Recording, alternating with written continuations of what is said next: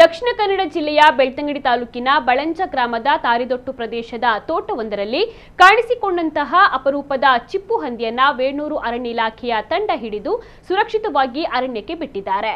ತಾರಿದೊಟ್ಟುದ ಹರೀಶ್ ರೈ ಅವರ ಮನೆಯ ಬಳಿಯ ತೋಟದಲ್ಲಿ ಚಿಪ್ಪು ಹಂದಿ ಓಡಾಡುತ್ತಿರುವ ಕುರಿತು ಸ್ಥಳೀಯರು ಅರಣ್ಯ ಇಲಾಖೆಗೆ ಮಾಹಿತಿಯನ್ನು ನೀಡಿದ್ದರು. ಅದರಂತೆ ವೇಣೂರು ವಲಯ ಅರಣ್ಯಾಧಿಕಾರಿ ಭರತ್ ಯುಜಿ ಮಾರ್ಗದರ್ಶನದ ತಂಡ ಸ್ಥಳಕ್ಕೆ ಆಗಮಿಸಿ ಕಾರ್ಯಾಚರಣೆಯ ಮೂಲಕ ಅದನ್ನ ಬೋನಿಗೆ ಹಾಕುವಲ್ಲಿ ಯಶಸ್ವಿಯಾಗಿದ್ದಾರೆ. ಬಳಿಕ ಅದನ್ನ ಕಾಡಿಗೆ ಬಿಡಲಾಗಿದೆ. ಕಾರ್ಯಾಚರಣೆಯಲ್ಲಿ ಅರಣ್ಯ ಇಲಾಖೆಯ ಅಧಿಕಾರಿಗಳು ಮತ್ತು ಸಿಬ್ಬಂದಿ ಜೊತೆ ಸ್ಥಳೀಯರು ಕೂಡ ಕೈಜೋಡಿಸಿದ್ದರು.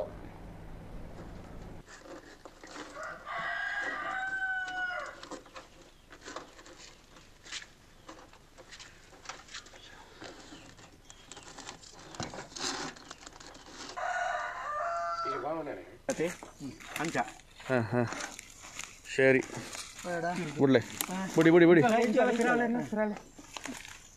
ಐತೆ ತಿರುಗಿ ಹತ್ತಿಲ್ಲ ಅಲ್ಲಿ ಬಂದ್ಬಿಡುತ್ತೆ 11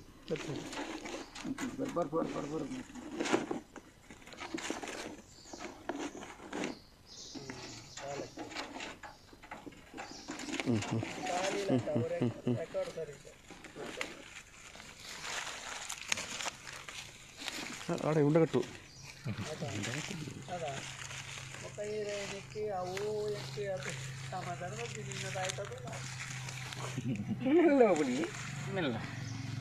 ಐತಿತ್ತೆ ಪಾಪ ಗೂಡುದೆಲ್ಲ ಐತಿರ್ತದೆ